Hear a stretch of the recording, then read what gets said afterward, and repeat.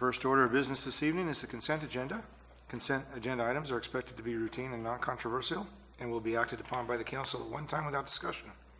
Any council member, staff member, or interested party may request that an item be removed from the consent agenda for further discussion.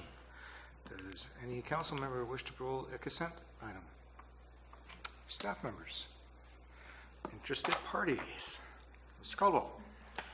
Thank you, Mr. Chairman. Gary Caldwell, Valley Springs.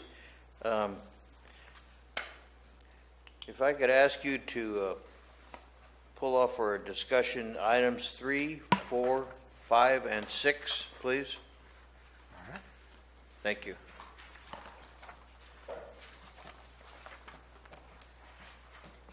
I'll move the remainder of the items on consent. Second. Items 1, 2, 7, and 8 have been moved for consent approval. Councilmember Tofinelli, seconded by Councilmember Mills. All those in favor? I think, did you include 5? 1, 2, 7, and 8. Mr. Caldwell asked for 3, 4, 3, 5, 4. and 6. Did you include 5 in yours? 3, 4, 5, and 6. All right. I thought it was 3, 4, and 6. That's fine. So again, just for clarity, we're approving 1, 2, 7, and 8 under consent. Yep. All those in favor? Aye. One abstain. 1 abstaining. We are I approving wasn't here 4, for that stuff. 0, 1. The minutes are in there. Mr. Caldwell, item number 3, the resolution 19-4 approving the Cal OES allocation instructions. Thank you, Mr. Chairman. I'm a bit confused by the memo for item 3. It talks about that the Public Works Department is requesting reimbursement of approximately $44,000, and the next sentence says that the remaining balance is $29,000 plus or minus. How can they be requesting $44,000 when there's only $29,000 left? And goes on to say further on down that the transit staff, this is the last paragraph under discussion, is evaluating eligible expenditures and will develop a recommendation for expending the remaining funds. Well, the way I see it, or maybe my subtraction is in error, when you have a claim or you want to claim $44,000 and there's $29,000 left, you're already claiming more than what's available, and yet that next line down says that they're evaluating recommendations for the expending the remaining funds. There shouldn't be any remaining funds. In fact, there'd be overdrawn the way I see it. Do we want to take that under advisement and we'll get back? Are you done on that item? If you- Yes. Okay, so for Cal OES, we received 4 years of allocations. Each year was $36,697. The 2 remaining years added up to approximately $74,000. So the County Public Works expended the 44, and now the new CTAs will be working on expending the remaining funds. Does that clear up your question? The So- answer is that there are 2 years currently remaining of unexpended funds or unreimbursed funds totaling about $70,000. So there's being more allocated. than $29,000 left, Correct. It was the sum total of the 44 and the 28. regardless of what this says. Well, that's, There's not more than 29,000. So there was 4 years of allocations. The county completed the first 2 years on bus stop improvements. The remaining 2 years were the bus stop lighting. They claimed 44,000 in invoices, and the remaining 28 will be expended by the CTA. So those 2 years of allocations is 36,697 doubled, and then you've got like 8 years of interest in there. So we had approximately $75,000. Well, I don't find this real clear then, from my reading it. It doesn't In the exactly. future, I'll show all the original allocation amounts, what's programmed and what's expended in the future. Okay, and on that same item, Mr. Chairman, if you go back to page 80, where there's an invoice that's, I assume PV is photovoltaic, stop, and it says Sigel, which I assume they really mean signal, for an amount of a total of almost 29,000 there. And yet those purchases, those items were purchased from Beaverton, Oregon. And if you look at the next page, page 81, those are, if I'm reading the description correctly, those are posts.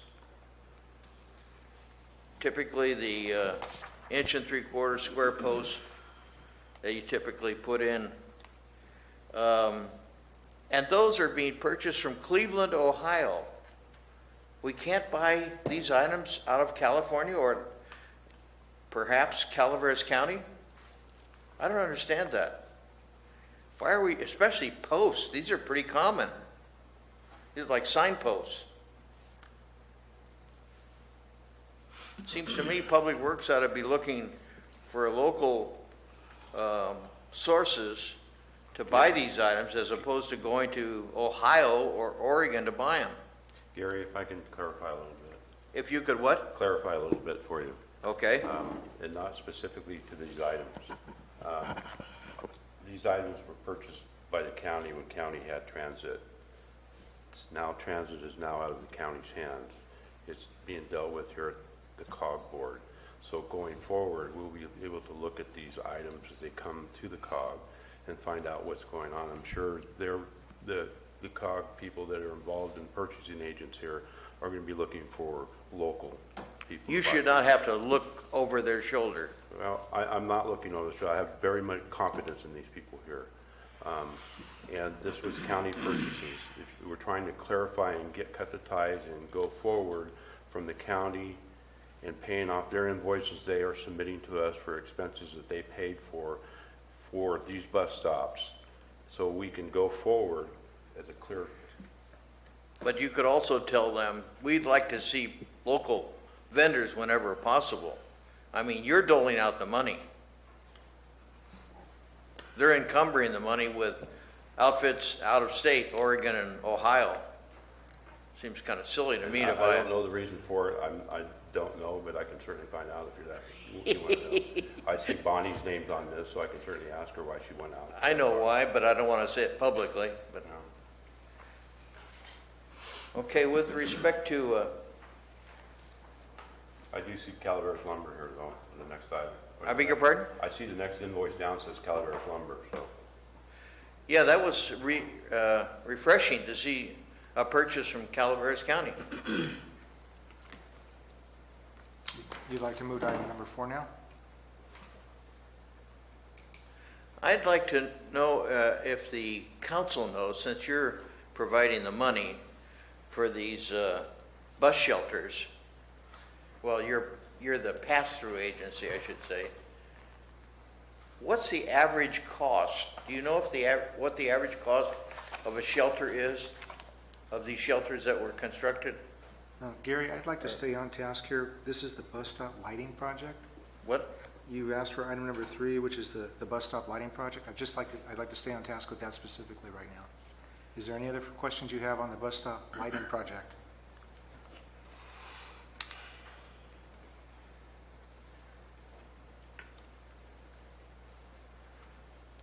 I'm sorry, Mr. Chairman, you're saying that Are you I addressing? can't ask about bus shelters because we're talking about bus lighting? I'm just trying to stay on task here. You've asked for 4 items to be pulled, and this one specifically was for bus stop lighting. Do you have any other concerns about the reimbursement for the bus stop lighting project? Well, maybe not tonight, but maybe you can ask that Public Works tell you approximately how much you're giving them to buy these shelters, just out of curiosity, if nothing else. You had a question on item number 4, the PTMS Why don't CIA. we finish 3, and I'll move 3 if he's done. Or any other questions and comments? I think we got to take them individually now, because they were pulled individually. All right. So is there need to ask for any other public comments Why on? don't I do that? Yeah, Okay, that's thanks. what I'm Gary. asking you. Is That there was any- the question I had on item 4. Well, item number 3. No, the, item 4 was the question about shelters. Okay, what has been asked by my council is that we address each item and then pass it individually. If there's any other comment on item number 3, No, sir. all right. So moved. Move for by. Second. Okay, moved by Councilmember Unities, seconded by Councilmember Tofinelli. All those in favor? Aye. Okay, number 3 is passed. Item number 4, Mr. Caldwell. Yeah, and I am prohibited from discussing shelters under item 4, so I guess we move to item 5. Okay, then, Number 4 is about bus shelters. And item 5, if you Okay. look on page 161, it's a table there, and I really appreciate this table because it gives you an idea of progress on the OWP items. And of course, and I do this every time this chart comes out, or a similar chart, point out that there are certain items where there has, now this is, if you Chair? look, it's a Chair, complete, excuse me just a moment. Point of order. Can we go back to item 4 and complete item 4 in its entirety before we move to item 5, please? sure. I would move item 4. Item 4 has been moved, I would second. seconded by Councilmember Tofinelli. All those approve in item number 4 Aye. Aye. is approved 5-0. Gary, thank you. Let's proceed with number 5. okay. If you'll notice, the chart covers the entire fiscal year 17-18. And you'll also notice that in the left-hand column, it says complete, or percent of work completed. And I'm looking at, because I always look for low completion rates. And you've got 6 of them out of 21 that are 0. And I've said it before about giving these recipients money and not seeing any progress. So I won't beat a dead horse on that. Now, Is there any other comment you have on item number 5? beyond what I just said? Yes. No, sir? Okay. I would move number 5. Item number 5 has been moved by Councilmember Unities. Do I have a second? I'll second. Seconded by Councilmember Tofinelli. All those in favor? Aye. Approved 5-0. Item number 6, Mr. Caldwell. And I know you haven't voted on this yet, but on page 163, it talks about the Valley Springs Advisory Committee. And twice on that sheet, it mentions project team, but it doesn't define the project team. I don't know who makes up the project team. And when I say who, I mean names. I mean the suggested advisory committee nominees here are all named. Who are the project team members? It says project team up in the first paragraph under the bullets, and it says project team under the table you see there. Who are they? Is that something you'd like to answer now? Okay. Yeah, I can clarify. We use the term project team meaning technical staff team, so that is myself, the executive director of the COG, this is a county project, county staff, so public works staff, Who is that? planning staff. Well, it really varies depending on the subject matter at the time, but it can be the public works director, a deputy director, staff at public works are involved throughout these processes. The planning director, his staff are involved throughout these planning processes. And then we have our consultant team that we approved a contract award for in June. And that's GHD, and their sub-consultant is Design Workshop. Okay, let me And they just have a number of technical staff as well that are involved. just recap what I didn't get it all, but you're part of the project team. The public works director is on the project team and the planning director. Who are the other members? our consultant team, so GHD, GHC? GHD, Oh, as in GHD. dog, and design workshop, Design Workshop, is that a consultant? correct, yeah.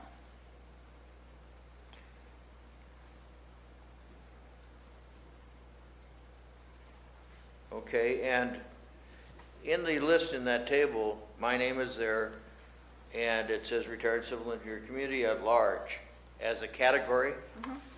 And you turn the page to 164, and it says Gary Caldwell, other. So am I other, or am I community at large? Yeah, I think If I that get was, appointed. yeah, we can revise that, so if the council approves this minute order, we'll revise it to say, community at large. So that's a typo, Instead of other, that should be community at large? correct, yeah. Unless Thank you you. want to be another. I'm usually referred to as an other, but luckily I don't take offense. Okay, and that's the end You're okay of with my comments on those consent items I asked you to pull, Mr. Chairman. Thank you. Do we have a motion to approve the minute order appointing the members to the advisory committee for the Valley Springs Town Center Connectivity Plan? Well, I don't know. There seems to be a cantankerous kind of guy on there, but I'll move this item. Moved by Councilmember. Second. Seconded by Councilmember Munides. Is there any other public comment? All those in favor? Aye. Approved 5-0.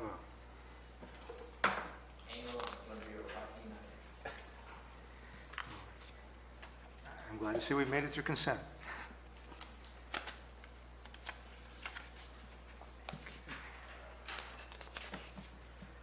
Item number 9, public comment. Public comment is limited to 5 minutes per person and shall be limited to items that are within the subject matter jurisdiction of the council and not on the posted agenda. Do we have public comment? Okay, seeing none, we'll move forward. Item number 10, the report out of closed session. The council held a closed session on August 1st pursuant to government code. Action was direction to the chair and vice chair to negotiate with the executive director. And that is the report out of closed session. Item number 11 is a minute order approving an amendment to the employment agreement between the Calaveras Council of Governments and the executive director as a result of negotiations. This is after our first year of employment of having Amber Collins as our new executive director. We sat down with Ms. Collins and discussed with her the council's review of her performance over the last year, the tasks we've seen accomplished, the additional duties we saw as a team here as a board with the transit and how it was handled by our staff, the staff's ability to manage and handle and successfully manage and handle the transition of transit over to the COG oversight with the Calaveras Transit Board. So I wanted to again compliment Amber publicly that the full board unanimously has been very supportive and pleased with the performance of our executive director, and I'm very pleased to say that publicly.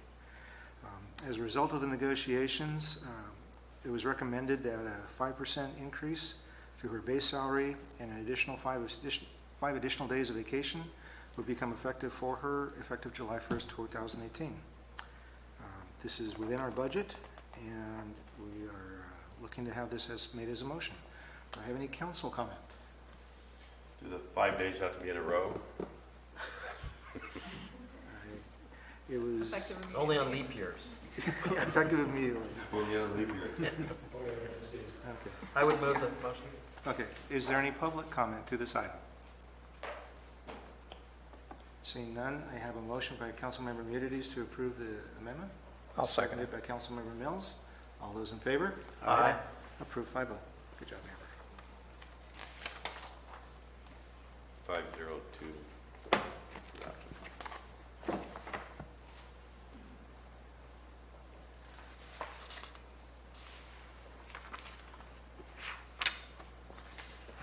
12 is a minute order approving the award of a professional service agreement with Design Workshop for the Angels Camp North Main State Route 49 and Capello Road pedestrian connection.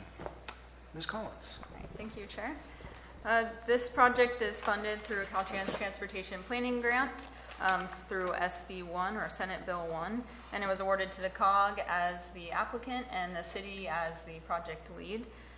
This is a planning process that's really focused on the northern area of Angels Camp, what we're terming North Main Street, so north of the 449 intersection, all the way down to the end of town where Capello Road is, where the apartments and the park are. And really the main purpose of this is to enhance connectivity and mobility options along that section of the highway. There's really, it's mostly unimproved along that section, so there's opportunity there to go through a community-driven planning process to really plan for future infrastructure improvements along that roadway and connect that community that's there on Capello Road with the rest of the services in Angels Camp. And so it's really to develop a plan for improvements that's data-driven, to develop grant applications to get funding for infrastructure improvements. So the COG released a request for proposals for consultant services on June 13th, and we received 3 proposals. Based on the review of the technical criteria in the RFP, the review panel has recommended Design Workshop, who is the top-ranked proposal, and they are specialize in landscape architecture, planning, and urban design, and really do a great job with public outreach. We've used Design Workshop before. They've done a lot of work in the City of Angels, so they really do know the community very well there. They've done a lot of planning for them, so it'll be an easy transition, and they'll be able to hit the ground running on this project. They're subbing with GHD, who is the firm that's leading the Valley Springs project. They're really focused in traffic engineering, so they'll provide kind of that side of the expertise for grant applications and design work. So if the council has any questions, be happy to answer them. Any council comments or questions? Do we have any public comments or questions on item number 12? Seeing none, do we have a motion to approve? So moved. Moved by Councilmember Reedides, Second. seconded by Councilmember Silva. Calavera. All those in favor? Aye. Approved 5-0. 2 absent.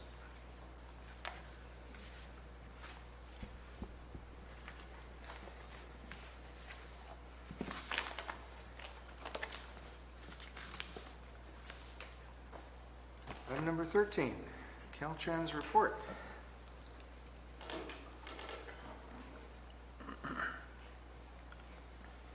Good evening, members of the board. I'm Gregoria Ponson with Caltrans District 10, Office of Rural Planning. I was given an item earlier with regards to Highway 4 and Tombell Road. I've already submitted that to our PIO, so we'll be looking at information and gathering that shortly. And I can send it back to, okay, I can absolutely do that and CC you, Ms. Amber, on that item. I really don't have very much. As you know, the department, or District 10 rather, is looking to become more transparent and looking for ways to better communicate. So we've recently implemented a streamlined communication in terms of identifying a project manager with county emphasis. And the new person, her name is Mimi Hui. I'll be providing that information. All this means is that they're a point of contact as a project manager. This in no way shifts project managers with existing assignments under SHOP or STIP or any of the specific project level appointees as project managers. Mimi will serve as a general POC to filter information so that we can capture the thoughts, comments, and concerns of Calaveras as they arrive to our office. Other than that, I really don't have anything. Do you have any questions for me? Council. I do. I'm getting a number of complaints. I just had one today. And I know Amber and Matt Boyer, our interim Public Works Director, had met with the executive officer at Caltrans, the District 10, on moving deputy the director. speed limit signs back to where they were on Highway 49 here in San Andreas. It's causing a lot of problems on what they did, especially at Toyanza Road and Mountain Ranch Road, and even further down at School Street in the mornings where the kids and parents are trying to get into the school. And at 40 miles an hour, there's been already about 3 accidents since they've moved the signs. And is my understanding that they were going to be moved back, and the one south up here, right, that's down by the restaurant, was going to be moved on the other side of Toyanza Road. And then there was going to be some, Matt was discussing with them to have up by the airport some reduced speed ahead warning signs to relieve some of the problems we're having with the speed of people going through there. Well, So if we can get that expedited, I would truly be, a lot of people in my district live here in San Andreas and even work here in San Andreas would be truly happy if you could expedite that. We'll definitely look into that with both the deputy and the director for District 10. I know there have been ongoing conversations in regards to that, and I believe that was a result of a speed study. I'm aware, but and one of the things was I was never told of a speed study going on, and COG was never informed of a speed study going on through direct email, and I think that was part of the problem, is that there was some communication breakdowns there, and we were working on addressing those. So, but if you could go back and at least ask them to expedite moving those signs back, I would truly appreciate it, really would. I'll Because definitely take it that could be saving information. people's lives, even kids trying to pull into school down there. We just had an accident yesterday here where a 13-year-old lost her life. It was further down Freecoat City Road between Angels and San Andreas, but she was 13 years old. She lost her life. So, okay, thank you. Any other comments or questions for me? I do. Okay. As part of the council, I'll head up and then I'll allow the public to address their comments in a moment. One of the previous Caltrans folks that was here made note of the fact that the rumble strips on the roads that are on the fog line work very well when there's a shoulder, and the bicyclists who use that same highway can go to the right of the fog line and right of those rumble strips. But in many areas along our roads up here in the rural area, there's no shoulder. And unfortunately, when they put in the rumble strips on the fog line where there was no shoulder, it actually impeded and forced the bicyclists to be on the street or the highway side of that. I've noticed that you've repaved Highway 49 from San Andreas to Jackson, and it now currently has no fog or rumble strips along the fog line. And I'm hopeful that you could put the bug in their ear that the rumble strip along the center line and the double yellow makes perfect sense. But that is a road that I know bicyclists actually do use, even though it's a very narrow road. Bicycling down the McKinley River Canyon and going back up to Jackson, I know a number of cyclists who do that. And it would be much safer not to put those rumble strips on the fog line. I didn't know if that was a new conversation the engineers were having along that section and other sections like roads like that. We are having that conversation. We are taking a look at that, not just in Calaveras, Right. but in the other mountain counties as well, to facilitate bike and ped, actually, since folks do like to get around other than in their cars. So I'll definitely take this back and initiate a conversation with the project manager for that area, as well as superintendent for maintenance, to see what we're doing or not doing. Okay. And I'd like to follow up with either you or Amber in regards to that for additional information. Okay. Excellent. Yeah, I just wanted to make a note on that as well. Caltrans actually has been really good at reaching back out now when you guys are planning additional rumble strips, and actually accommodating the cyclists in areas where the shoulder widths are narrow. So it is a direct result of that outreach with the bicycle community in our communities, that they are adjusting their approach to that. So. All right. And I have two public members in the audience who also raised their hands. Ms. Topol? Topol-Copperopolis. Our office is located in the old CCWD building between the Sam's gas station and the San Andreas Apartments. Getting out of there is a nightmare. And Gary, you brought this subject up to her this is August, at the August meeting. So for you to come back now and say, I'll look into it, it's like, to me, it should have been looked into already, because it is a very dangerous situation. Thank you. Mr. Caldwell. Thank you, Mr. Chairman. That was a very good point about the rumble strips on the fog stripe. Last month's minutes have, under the Caltrans report, have Ms. Ponce talking about a list of projects. It says, update on various projects. And I'm sorry, I guess when she was giving that report, I was unable to hear about the one at State Route 26 and Vista del Lago. It says safety study.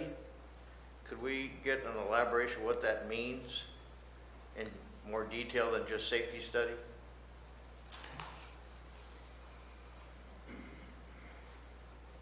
I see she's writing her notes down right now. I appreciate the comments with regards to the San Andreas apartment. When we do our technical studies and our safety studies, they're not concluded within 30 days. It takes about 90 to 120 because we need to go out and we need to do some data gathering, some ground truthing, if you will. But we are certainly looking into that.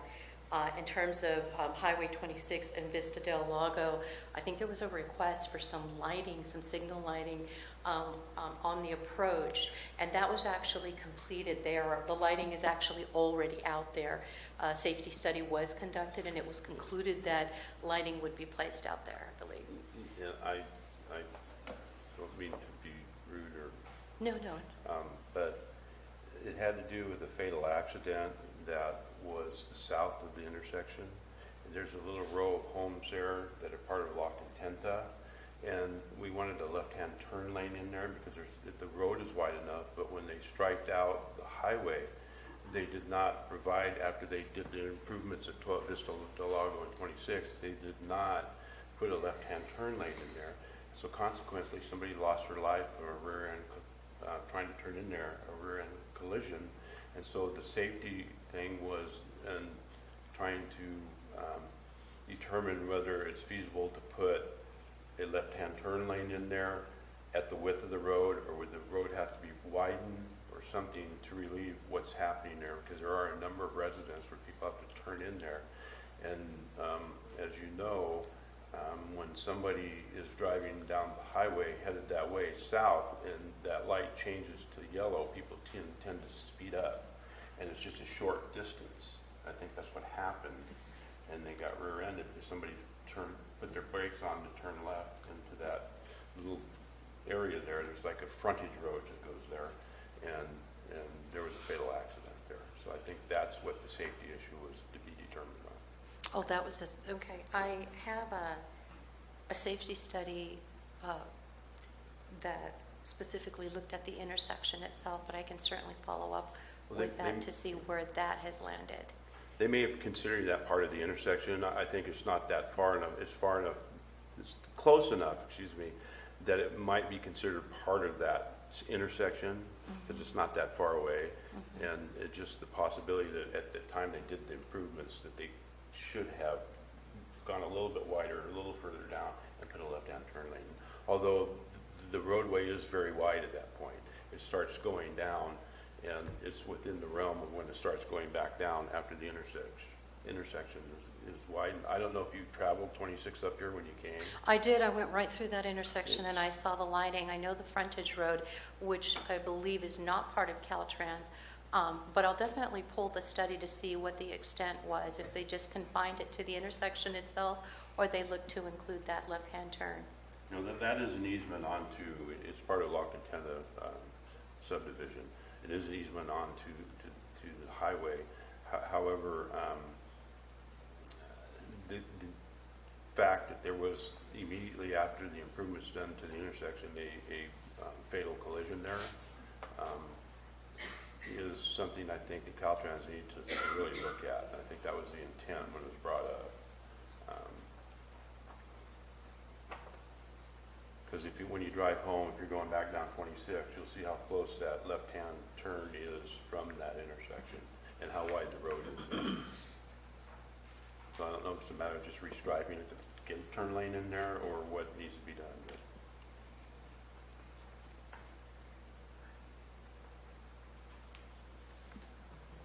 So you're looking at reconsideration for restriping, among other things, okay. thank you. Mhm.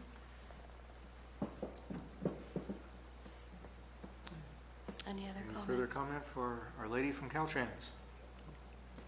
Thank you very much for coming out. Thank you. Thank you. Thank you very much.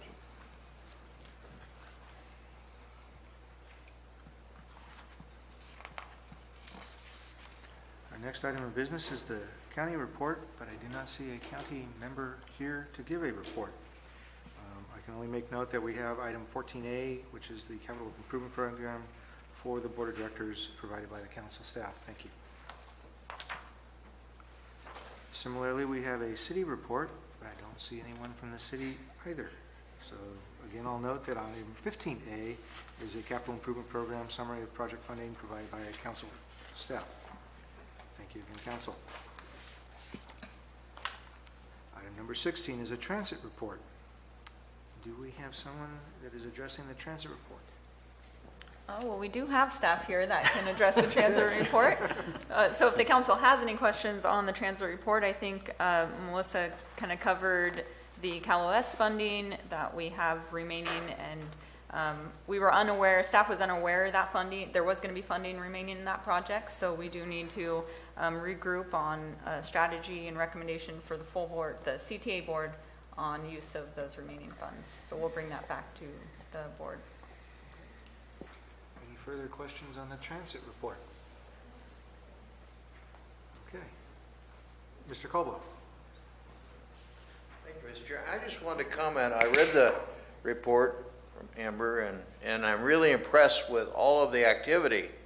I don't know how you and your staff can work on all these projects that she's enumerated here with the few people you have on your staff. I'm impressed.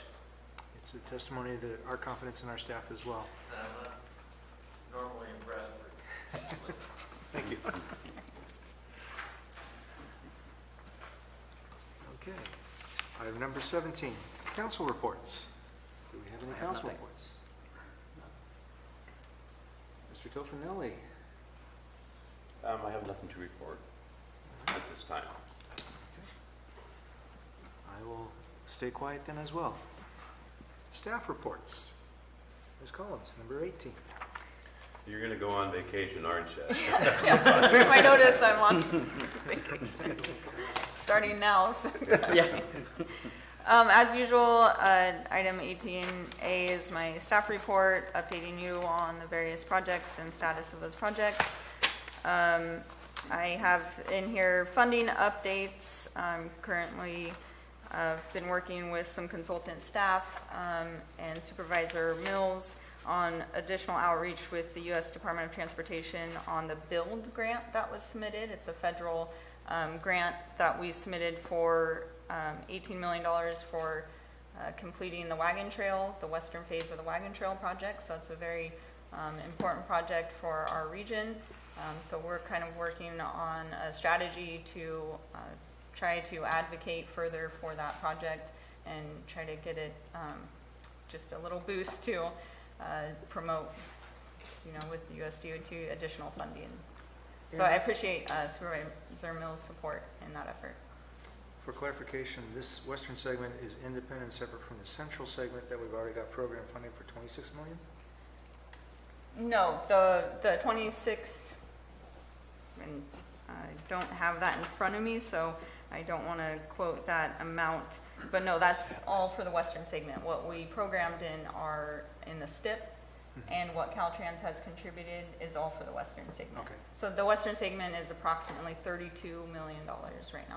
Okay. Yeah, it's phase one. Between Bonanza Mine Road and Appaloosa.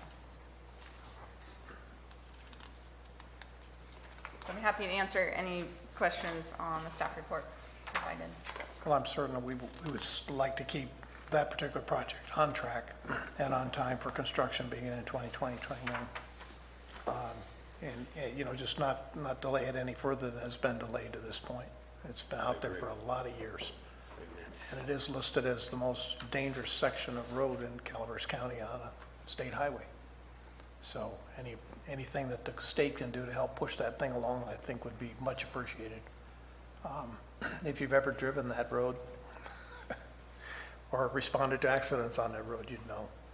So the other thing is that for the staff to continue to push that left turn pocket at Poker Flat and Dutchess. That's one of those projects that goes back to 1995. So that's something for our public works people to deliver on the project. But I think that any pressure that we can bring to bear from our side to let them know the importance of that project. Again, a singularly most dangerous spot in the county, according to the last COG report. So we just need those things that are what we call mission critical.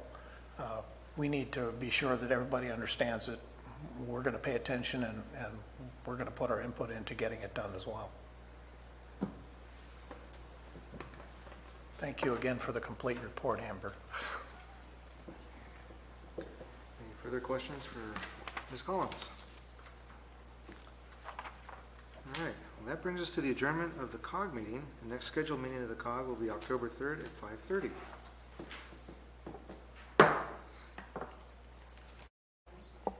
We'll now call to order the regular meeting for the Calaveras Transit Agency. Our first item on the Calaveras Transit Agency is the consent agenda. Consent agenda items are expected to be routine and non-controversial and will be acted upon by the council at one time without discussion. Any council member, staff member, or interested party may request that an item be removed from the consent agenda for further discussion. Do we have any council members wishing to pull a Calaveras Transit agenda item for consent? Seeing none, do we have any public members? Do we have a motion to approve items 1, 2, and 3 under the consent agenda? So moved, Mr. Chair. Second. Moved by Councilmember Tofinelli, seconded by Councilmember Munides. All those in favor? Aye. And one extension. Okay, 4, 0, 1, 2 absent. Our next item is public comment. Public comment shall be limited to 5 minutes per person and also to items that are within the subject matter's jurisdiction of the council and not on the posted agenda. Do we have public comment for the Calaveras Transit Agency this evening? Okay. Seeing none. Our fifth item is approving the advertising policy for Calaveras Transit Agency vehicles. Ms. Collins. All right, thank you. This item has been brought to the CTA board the last 2 meetings regarding advertising policy on the buses. And at the last CTA board meeting, we approved a contract with Helen Forker of Forker Advertising, who's here this evening if the council has any questions. Thank you for coming.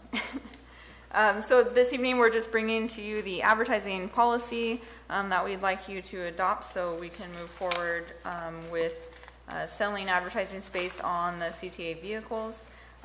The policy is just really the criteria for the advertising, which is pretty standard language that a lot of transit agencies throughout the state utilize. And then we've also attached for you the recommended rates and ad spacing to be offered on the transit vehicles. So if the board has any questions of myself or Helen, I'd be happy to answer them. We had thought about or discussed at some point, even if it was privately, colors of the buses themselves. Would that impact these areas?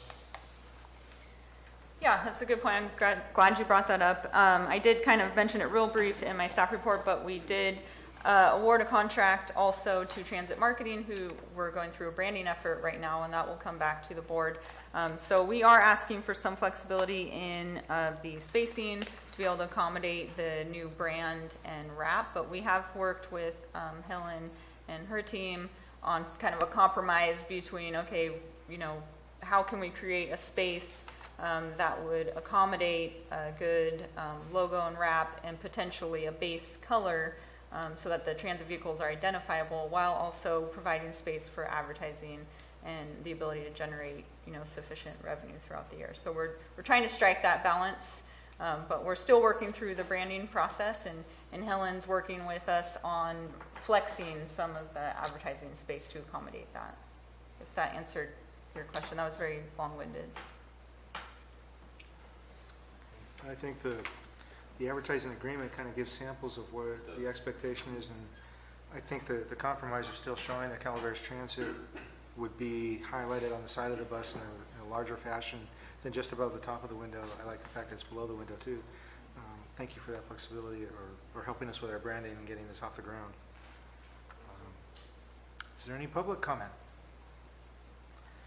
This is a minute order to adopt the policy for advertising Calaveras Transit vehicles. Do we have a motion to adopt this policy? So moved. Second? Moved by Councilmember Tofinelli, seconded by Councilmember Munides. Any further comment? Seeing none, all those in favor? Aye. Approved 5-0 with 2 abstain.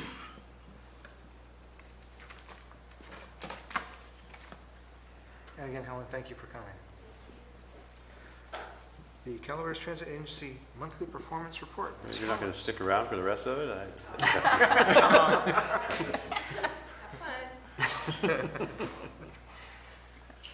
This is the monthly summary report. There's no action requested on this item. This will be provided every single month throughout the year, and you'll be able to compare the months as we have done the last 3 months of last year. Staff is working on the annual report from last year to pull that together, but we're still working with county staff on them closing their books from last year. But we are looking to bring a more comprehensive summary report of 17-18 so that the board can kind of see where the transit agency has taken transit from and to be able to compare it throughout the year. So part of that report's going to have us with a last year, this year kind of comparison, month over month. Correct, yeah, the summary, the quarterly, we plan on having, I believe, quarterly reports, and those will show comparative based on, the same quarter of the previous years. But this monthly reports just provide you information every month so you can kind of keep up to date. I know it's a revision to the spreadsheet, but it would be possible to get this just on a rolling basis so it always shows 12 months of data rather than just fiscal year?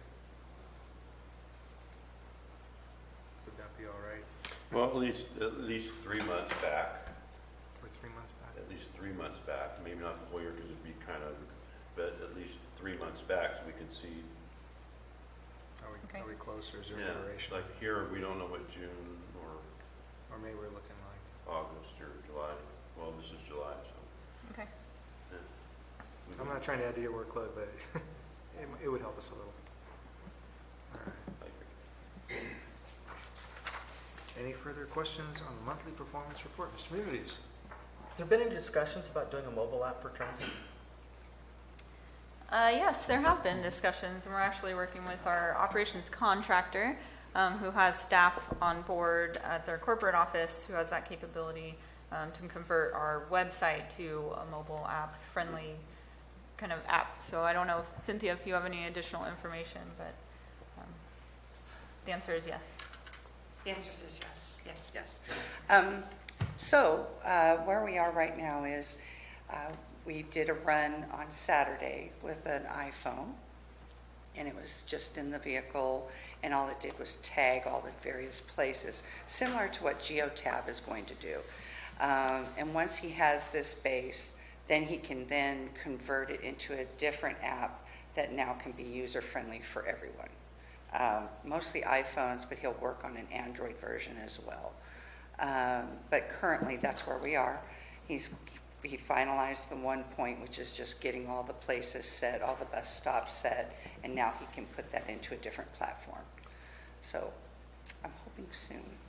In fact, I'll probably touch base with him tomorrow to sort of see where we are with the next step. But I think he's thinking about putting them in all the buses and going through all the routes so he has all the information, similar to Geotab. So I was thinking more along the lines of the customer having the app and being able to get the schedule, put It their name will. in for the pickups. Yes. So this is just the first phase. He has to get all the bus stops, so it'll actually get to a place where they can get online, they can look at they can possibly plan a trip. We're hoping that'll be at the end, but plan a trip, look at all the times, the schedules and whatnot, and then see where's my bus? What's the ETA? Where are they? Have they left Big Trees Market yet? Because I'm getting picked up in Avery. That kind of stuff. So it's real time. So real time, yeah. So it looks something like an Uber screen.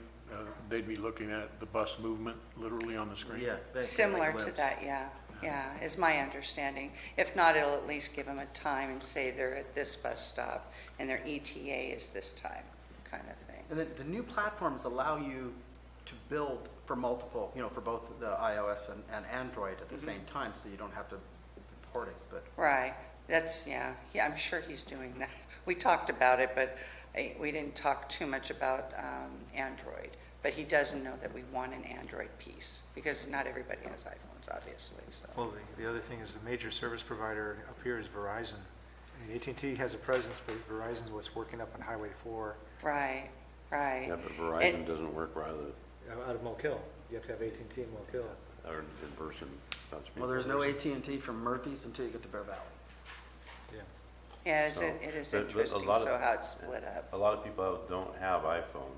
especially Right. The people that would use this bus, they get the Android base because of Right, the and I cost. did tell him we needed an Android piece as And I will well. tell you that trying to get the app, once it's finished, approved by Apple, is a nightmare. It's easy to get the Android. I've done 2 mobile apps. And Oh, it won't go through it that way. What You're they gonna- would do is go to our website and download it directly from our website, and then it'll bring them So it's through the not an process. app, it's actually just an internet-based mobile presented internet app. Yeah, Presented page. it'll look like an app, like everybody's app, It'll but look like an it's- app you touch, Right. but it'll go to their website. Right. Okay. Right. But the exactly. real-time thing is important. so what you're actually doing is remote screening your site Yes. on the app.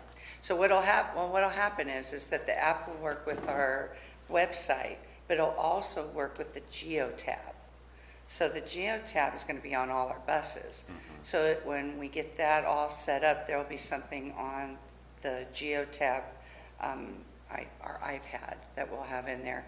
And then it will be tracking with the Geo tab and allow them to know where they buses are. Great, So it'll be a twofold piece. great. So, Pretty cool. yeah, it is pretty neat. James Bond. Yeah. All right. Thank you, sir. Moving on, we have staff reports. Any staff reports from our transit staff? I don't have any reports, but I did want to invite Cynthia, if Cynthia had any additional reports that she wanted to provide to the council. I will, in future council meetings, provide an item for the operations contractor report, and she might provide some written reports some months, to whatever her desire is. But if you have any updates. Well, just a quick update on the new service schedule.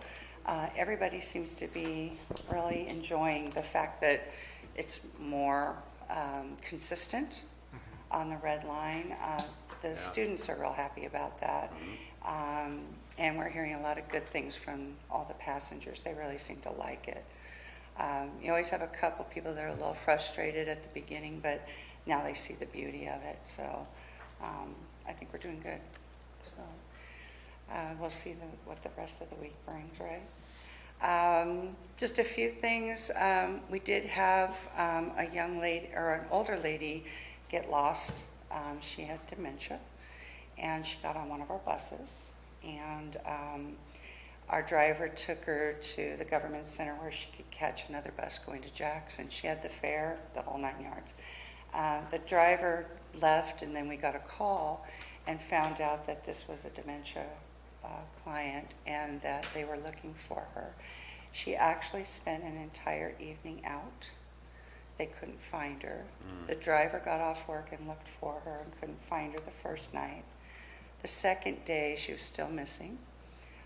The driver was very upset over it. She felt that it was somewhat her fault, and it really wasn't. She didn't know. She went out and looked for her and found her. And found her just over here behind the library. and she had water with her, and she called called the ladies that were looking for her, and then called me, and we called the police. Anyways, it was a happy ending. She had fallen. She wasn't very steady on her feet, and fallen in the little creek where there's a bridge and whatnot over there by the library. And behind the library, yeah. And honestly, they probably never would have found her as easily if they hadn't had Livier out there really searching for her. So I'll probably like to bring something to you all as an appreciation certificate, Outstanding service. and really honor her because she really did go above and beyond. So that's all I have. Yeah. You guys have any questions for me? Or? Well, we can do a proclamation. Oh, a proclamation. Do this proclamation. Okay, sounds good. All right, thank you. And my apologies, Gary, that's Cynthia Lawrence, the transit operations contractor.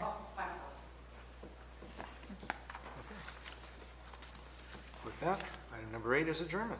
Our next scheduled meeting of the Calaveras Transit Agency is October 3rd at 6:30 in these chambers. Thank you.